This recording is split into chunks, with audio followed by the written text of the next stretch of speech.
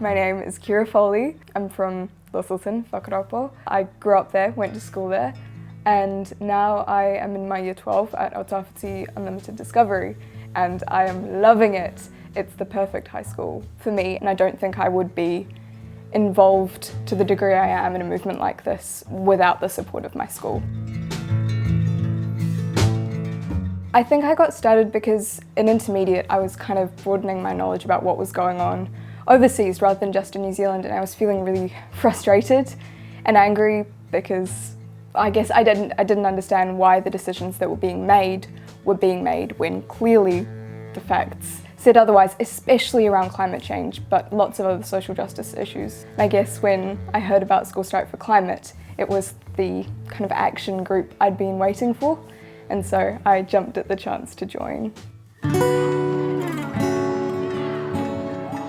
I think School Strike for Climate fills in where leaders fail, and so we give a voice in education, community building, where so many leaders like Trump, no, it's just not there. I think we're seeing young leaders crop up all over the world in movements like this, and I'm really proud to be a part of it. And so I ended up speaking at the first event, which was a little bit scary, but I'd asked, what can I do? They'd said you can speak, so I thought, oh, why not? I've been doing drama for a couple of years, I'll try my hand at public speaking. And it worked out really well, and then I got to know the group and kind of formed a little family, and been doing it ever since. Well, I think a big part of why I got started was the group, was the people. I met them and they made me feel so at ease. When you're involved in a movement like this, there's a part of you that no one else can understand except the people who've gone through it with you. The strikes, no one person is responsible for them. We had to have all of us, the wonderful group of school strikers. I think our two main things are kind of action on a large scale, whereas I think other groups kind of pinpoint individual, which is great, but it's not what's going to solve the climate crisis. And so we need that large-scale societal change. And I think what we aim for with the strikes is education and community building, because I know when you come to a strike, it doesn't necessarily feel like you're achieving something tangible, but what you're doing is you're showing up for your planet. You're making the connections and you're learning. And I think that's so incredibly important, because without that knowledge, you can't go ahead and do anything else. You can't come to any more protests if you don't know or make those changes.